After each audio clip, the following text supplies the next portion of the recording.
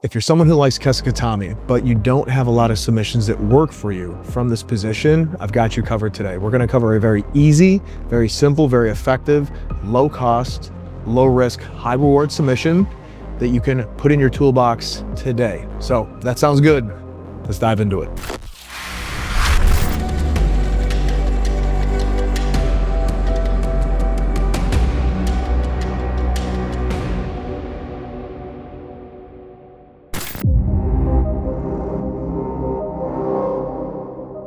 The move of the day is the camel clutch. Now, this is one of my favorite submissions from Kesa Gatame. It is so easy to hit, it's so simple to remember, and it is incredibly effective. And not only is it great at submitting someone, if you don't want to submit with this, let's say you want to play with your food for a little bit, this is a great submission. This is a great tool to gas your opponent out, to torture your opponent a little bit, if that's something you're into. So first, we're gonna break it down into the setup and then the execution so that this is easy for you to remember and recall when you're sparring or competing. Let's check it out. So first, the setup. As you can see here, I'm with my training partner and I'm in Kesa Gatame. First, it's very important to remember that I'm not resting my hips on the ground. As you can see here, I'm keeping my hips about 1 inch or 2 off the mat, which places all of my weight onto my training partner or my opponent. This is something that you're gonna see a lot in Jiu Jitsu, especially in top positions. I don't wanna use my own energy. I don't want to make my opponent's life easier. I want to make it harder. And I can do that by making them carry my weight. This is just one technique that'll make this position even more effective for you.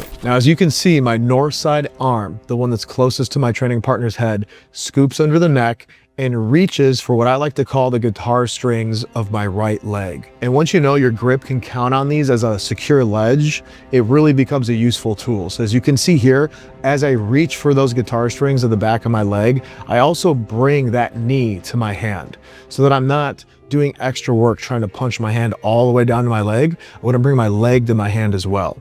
Now, once I have this locked up, I still have a lot of pinning pressure, and I am trying to keep my weight on top of my opponent just to make them carry me. This makes their life a little bit more difficult and a little bit harder to breathe for them, which is great because you don't want to give them a break while you're setting this up. To complete the setup, I'm going to take my south side arm and reach for the nearest leg. Now, most of the time, based on positioning, you're going to be grabbing onto their inside leg. But every now and then, an opponent will twist their hips so that their outside leg is closer. It doesn't matter which leg you grab. This is going to work perfectly no matter which leg. So don't spend a lot of time in trying to decide, am I grabbing the right leg? Do I need to reach further? Just grab the leg that's closest to you. That's all that matters. And as you can see here, all I'm doing to grab the leg is reaching my arm up and over the knee and then bringing my hand underneath that leg so that that leg is caught on the crook of my arm. From there, my hand goes to my inner thigh. I don't need guitar strings on this side. I just need a flat grip on my inner thigh.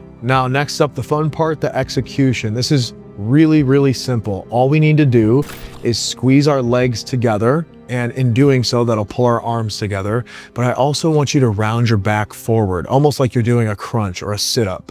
Now, what you're doing is you're stretching your opponent or your training partner's body across your back. And unlike other choking submissions, this is actually more of like what a boa constrictor would do to you in the way that it squeezes all the air out of your lungs and it compresses your diaphragm so that you can't breathe in anymore. And what I personally enjoy about this is that it doesn't matter if this person has breathed out or breathed in. As you're doing this, you're going to hear them grunt. They're gonna grunt no matter what, because you're literally squeezing every ounce of air out of their lungs. And when they can't breathe back in, it's game over. So obviously, someone who's tired is gonna tap really quick to this. Sometimes if you have a fresh opponent, you may have to hold it for a few seconds, but it's incredibly effective. And like I said in the beginning of the video, you don't need to use this to finish your opponent. If you favor something else, maybe you're in a super fight and you're someone who likes to predict what submission you're going to use, this is a great place just to gas your opponent out. You can hold it right before they tap and just keep them tired, keep them struggling, keeping them in agony almost. So whatever you want to do, whether you want to finish with this, you want to tire out your opponent, you can see that it's very easy, it's very effective, and there's not a lot they can do to you from here, especially if you mess it up, which is hard to do. It's very hard to mess this up. So if you're not working this one yet, highly recommend you use it. Highly recommend you start training it. It's a lot of fun. And if you guys have other submissions you want to see, maybe you have a submission you're struggling with, something that you want to improve, drop it in the comments because I get a lot of my video ideas from you guys. I'm posting new videos every Monday. So if you guys have something you want to work or solve, let me know. I'm here to help. All right, guys, you know how we like to end them? Sometimes backwards, always forwards. I'll see you in the next one.